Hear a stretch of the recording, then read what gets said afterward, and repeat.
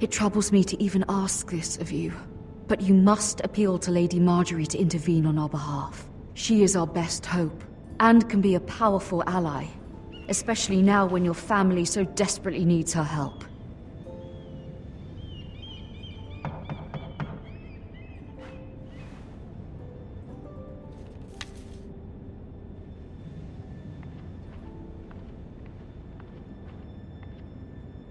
One moment. Oh, sorry, milady. I didn't mean to disturb you. I can come back later if you'd like. Later would be best. Of course, ma'am.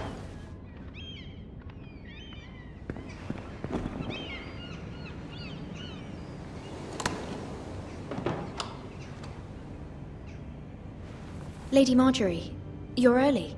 I was hoping there would be time for us to talk. Come, there's something we must discuss.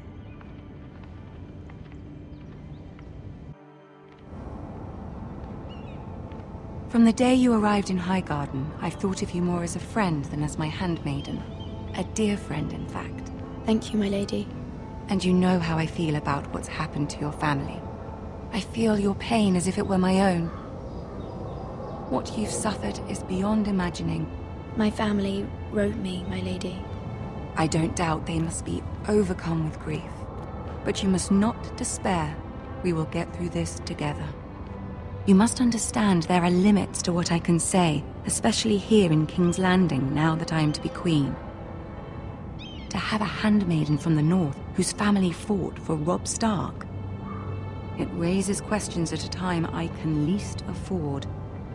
Cersei herself cornered me this morning outside the Royal Sept. She mentioned the northern girl in my service, and she painted you a traitor. She was very pleased with herself. What does she intend to do?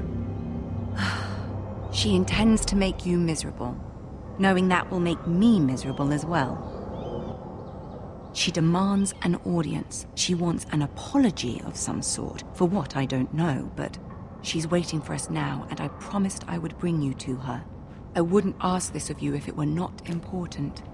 I cannot afford any conflict with Cersei with the wedding so near. I'll do as you ask, my lady. I knew I could trust you. Humor her. Tell her what she wants to hear. See if the Queen Regent is ready to receive us.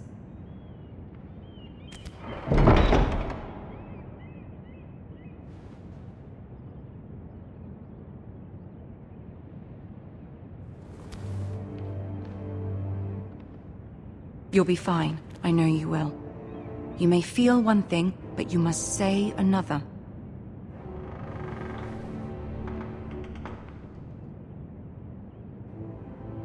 Good luck.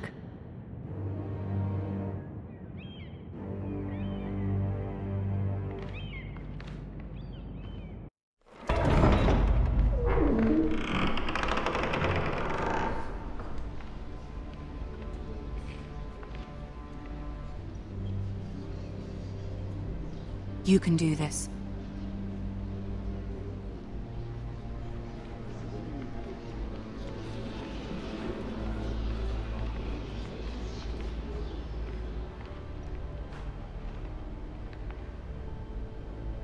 Ah, Lady Marjorie. Aren't you looking lovely this evening? Lord Tyrion. Your Grace? With your permission, allow me to introduce Lady Mira of House Forrester.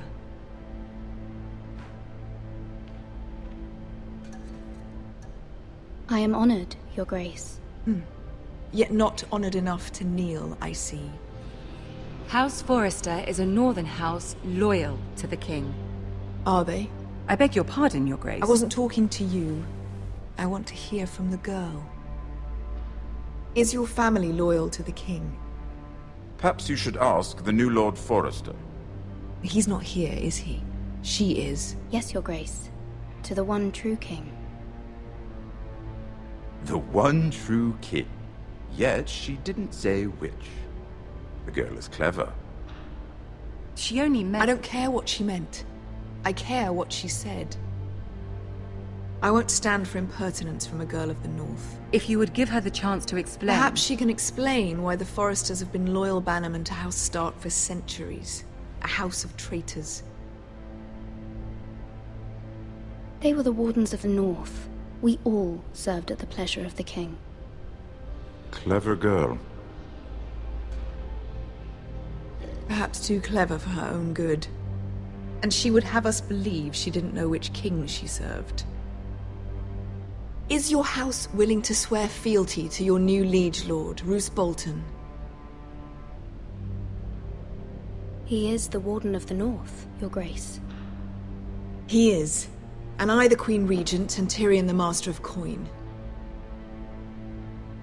The girl has a remarkable talent for answering questions while in fact saying nothing at all. Old allegiances are not easily abandoned. But now that the war is over, we must look to rebuild and forge new alliances. There are ships and shields to be built, and Joffrey will need a steady supply of ironwood for his armies. I'm told there are others who would happily serve that purpose, but I trust we can rely on House Forrester. Forster Ironwood does seem rather unique. To our mutual benefit, Your Grace. And at the pleasure of your king. It would be a shame to see it fall into the hands of another house.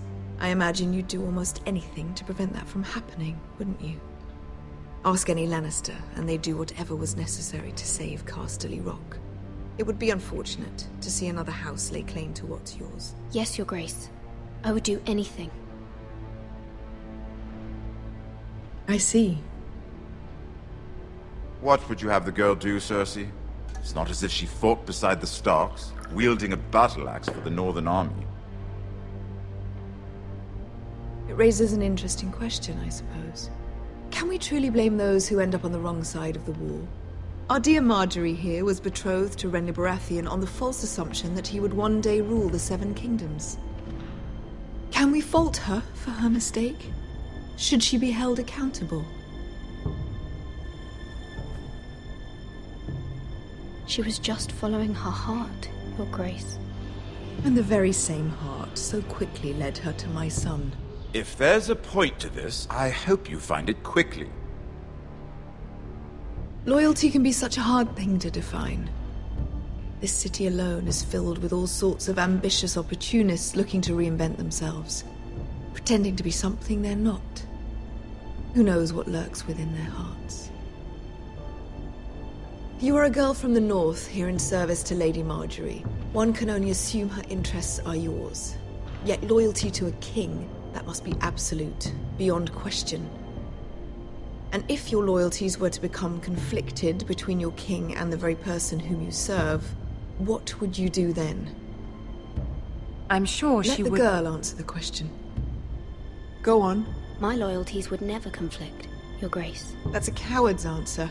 I will not have my time wasted by a northern girl who thinks she can play games. Who do you choose? I must choose Marjorie, Your Grace. Clearly your handmaiden does not have her priorities straight. She is a threat to the crown, isn't she? The most dangerous handmaiden in all of King's Landing. I'm not quite sure what to make of her. Not surprising, I suppose, for a northern girl, but not very encouraging either. I'd like a word with you, if I may. Of course, Your Grace.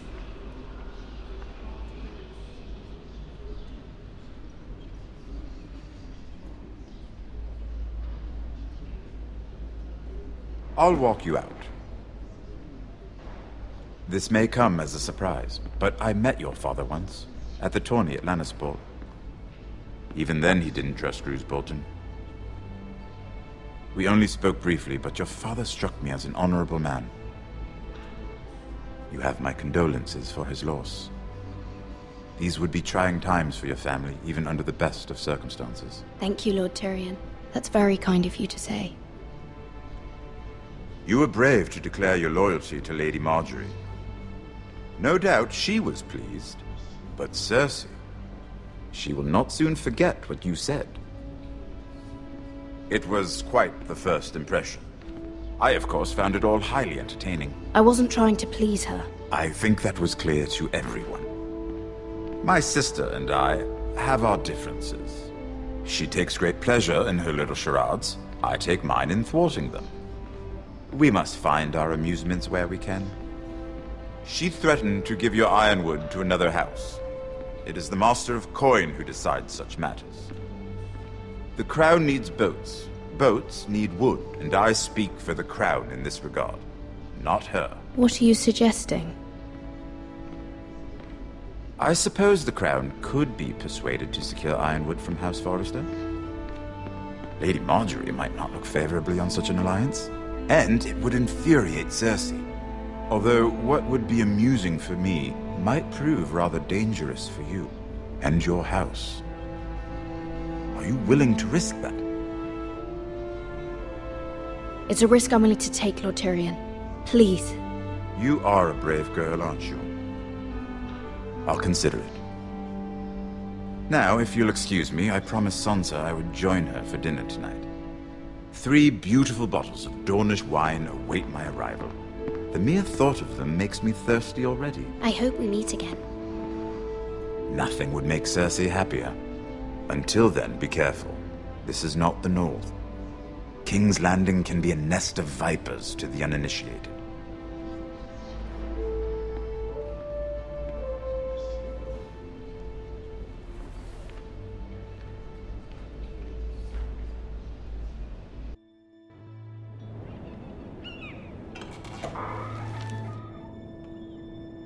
Mira, I was worried.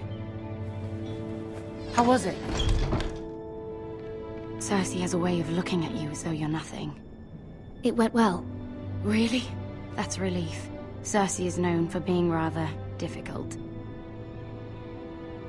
Lady Marjorie has spent the entire day working on seating arrangements for the wedding. Of course, you and I are seated way at the back, here with the 4th cousins and the 9th-born sons. Ah, Sir Jaime. I wouldn't mind tarnishing that white cloak of his. Sarah! What? It's true. And Oberyn Martell, the Red Viper. I'm told he has a paramour, which I doubt is Dornish for wife. Put it back. We're just having a bit of fun. That's probably for the best. I've heard he's a bit perverse. Perhaps Lady Marjorie could make the right introductions. Who knows? We might meet our future husbands. Although, marrying a king, I can only imagine what that would be like. Would you marry Joffrey if it meant you'd become queen? He does have a certain look about him, and he's always treated Lady Marjorie well. I'd marry anyone if it helped my family. Right. Of course. Well, I would marry him. Imagine the power you would have as Queen of the 7 Kingdoms. I might even allow you to be my handmaiden. Let's see, who else should we marry off? Brienne of Tarth and Tyrion Lannister. What a perfect match! Sir Bronn and... What are you doing?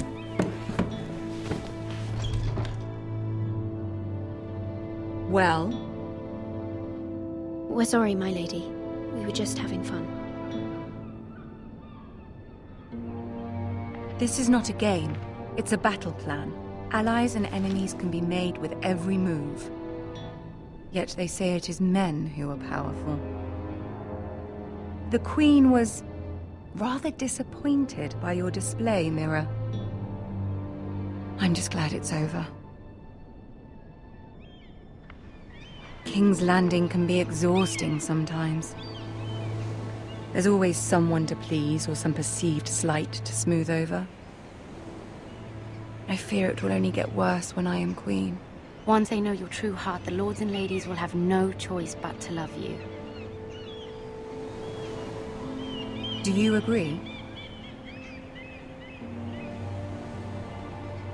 People are not always so easy to please. If you showed Cersei your true heart, she would stab it with a fork. You learn very quickly.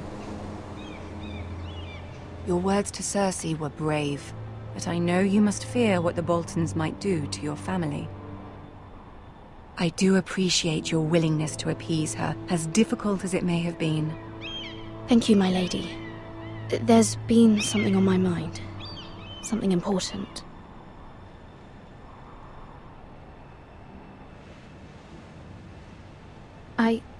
I did have a favor to ask of you in return. Whatever you wish to say, you can say it in front of Sarah. There are no secrets between us. It's about my family. I trust her.